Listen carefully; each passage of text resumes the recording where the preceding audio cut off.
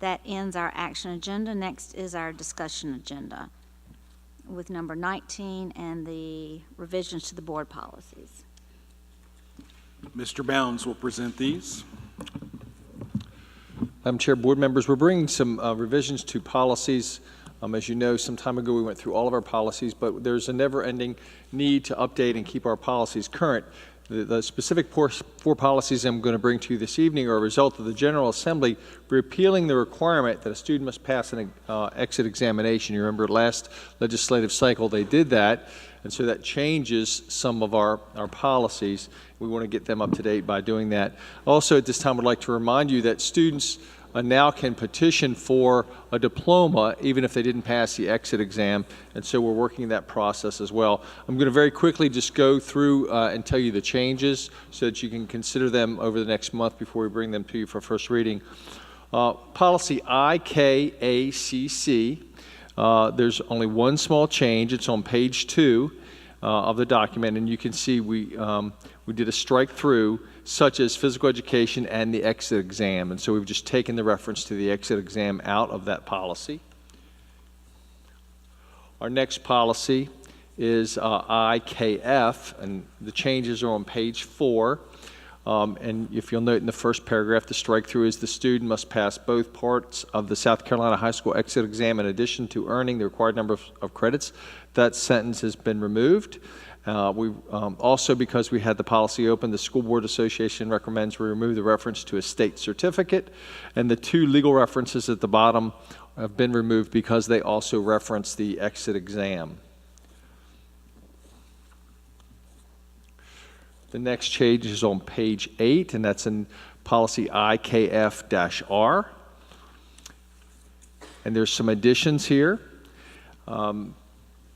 In blue, it says the student must pass a high school credit course in science in which an end-of-course examination is administered, and the student must be enrolled for a minimum of 1 semester immediately preceding his or her graduation, except in the case of bona fide change in residence.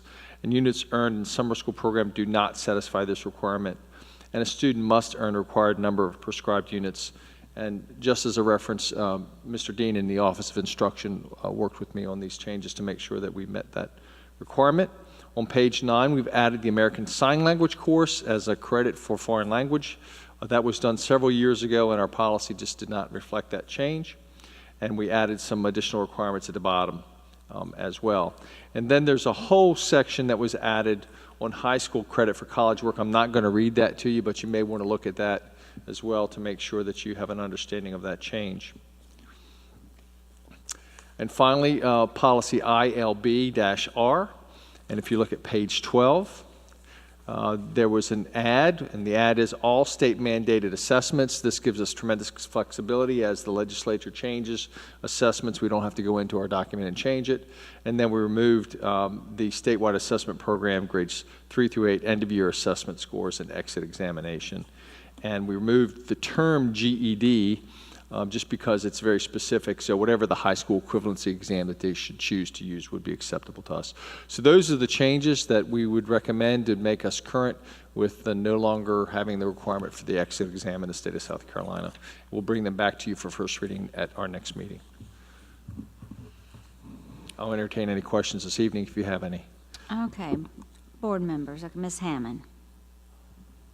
I know that it's a work in progress, but are they thinking of some other type of test for the end of course? I mean, do you get any other? I mean, I've heard things, but you know, I don't think anything's in stone, especially with the change in our superintendent of education.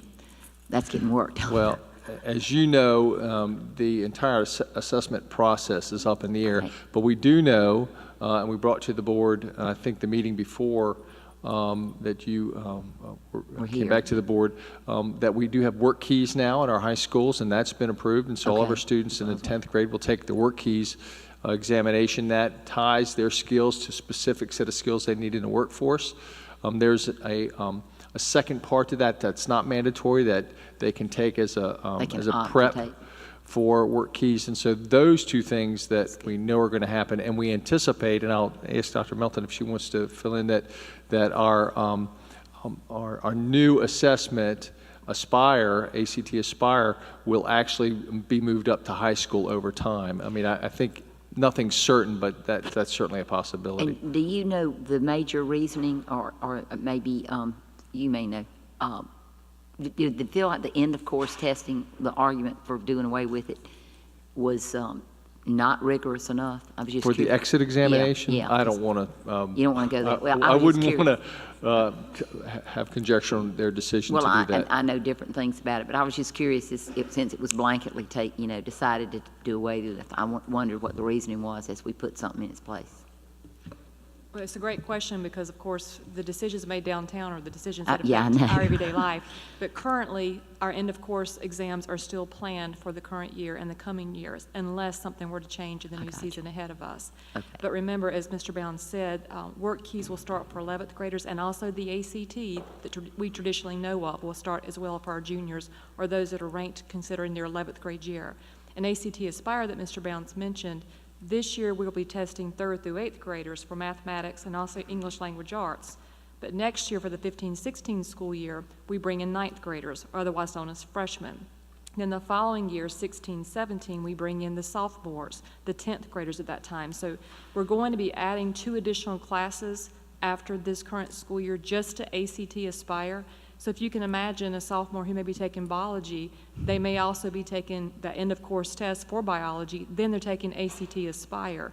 So there's going to be a lot of testing occurring in South Carolina that we're going to have to try to be conscientious of, but we're going to have to follow the lead of those that we elect to make those decisions for us. But continue to watch that on the political horizon, I would suggest. I will, and I would tell you that, many students even are anxious about what will be decided, and especially parents. So I think it's a good question for us to stay abreast, even though it's not in our hands. It's important that we ask the questions and talk to people that do make this decision. Okay, some other questions? I have a question, Mr. Bounds. Page 8. Ms. Stowers, thank you for numbering these pages. On page 8, which is IKF-R, where it says the student must be enrolled for a minimum of 1 semester immediately preceding his or her graduation. Is that something that we haven't been doing before? What are the implications for this? Is there, We've generally been following this policy. It just wasn't written it wasn't written in the policy. are there situations where this might really hurt, where we might go back and say, oops, that unintended consequences, I suppose, is what I'm looking for? I'm not aware of any. I think this, as I said, this states in our policy a practice that we've been doing. And of course, there is the caveat here, except in case of a bona fide change of residence. And so when that happens, of course, we're going to honor that for the student, but we just don't want students jumping from school to school. But I can take this back to Mr. Dean. And Madam Chair, I would add to that too. Imagine you have a student who becomes in jeopardy of not graduating on time or in the time frame that the family and the student expect, whether it's 4 years or 5 years, because we do have some students that take 5 years, unfortunately. But if you're a student that's not on time to graduate, this will protect to make sure that a student doesn't try to overwhelm themselves and try to combine online classes plus attendance of District 5 classes. So in a sense, it makes sure that it's an achievable course load that our students are taking rather than becoming haphazard in trying to get things in to stay on schedule to graduate. Okay, thank you. And also, I wanted to ask on page 9, can you talk about the American Sign Language course and that requirement? Sure. Several years ago, they passed American Sign Language as a foreign language, and so should we have that course, and I don't know that we do, but should we have it, it would actually count as a foreign language. I think I was getting, thank you, when I read it, it says the American Sign Language course as the required unit in a foreign language. Am I wrong in getting hung up on the word "the"? So it really should be the American Sign Language course as a, I think you're right. I'd probably change it to A, would make it a little bit more clear. As a course, not the. as, yes, Yes, okay. ma'am. All right. Other questions? Can you talk a little bit also about the, looking at this, still on page 9, the very bottom of this, can you explain a little bit more about the transfer credit with the adult education program? Evidently, this has never happened. I brought this up, and it just says a student may transfer a credit earned in an adult education program to a secondary school to count towards the units of credit toward the state high school diploma, as long as they spend 120 hours in that adult education course, and that would mean they'd also need to be appropriate age, and so this would be a very unusual circumstance where a student left the traditional high school setting, went into adult ed, took a course, had 120 hours, and then decided to go back into the mainstream that could actually count towards their graduation. Do we need to say the appropriate age? Perhaps I'm not understanding that. Or is that added work? Let me just take that back, and I'll work with instruction on that as well. Maybe Mr. Mr. Harris might help us out there. But when this came up, this was language that the School Boards Association brought to us as their recommended language. When we went over it, we thought it was appropriate. But before I bring it back for first reading, let me look into it for you, ma'am. Okay, and that truly is a question. I'm not recommending, I don't know. I just was wondering that. This is a lot to, after you make the presentation, I think it increases or has raised more questions for me. Other questions? Oh, Ed. Mr. White, I'm sorry. I just had a question when I was reading this sentence about the American Sign Language. Everything else in here that's discussed is general. I mean, that's the only one that's specific. And I was just curious if we might not want to put the phrase "if offered" in front of that. I mean, we don't have an American Sign Language course today, do we? I just don't want somebody coming back saying, well, you said that schools can give credit, so where's the class? If we haven't, if a school hasn't created that course, all you're trying to say is if it's there. But just because that's the only one that's specific and everything else is general, I just don't want to give any implications that we're going to have that course. Sure. I think that's a good change. If offered, the American Sign Language course as a required unit for foreign language. That's a good point, Mr. White.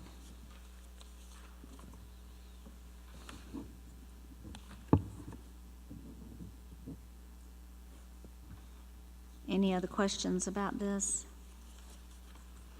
Okay, there will be, thank you for taking this back, and of course it will be in our board packet for our next meeting with some of the changes, and I'm sure we'll all take a look at it again now that we've heard the report from Mr. Bounds and might have some more questions or suggestions. And if you do, certainly contact Mr. Bounds or Dr. Melton or Mr. Harris, any of the administrators, if you've got some questions or want to add something, and then the administrators will come back to us and point out what some of the suggested changes were. Okay, the next is the item number 20.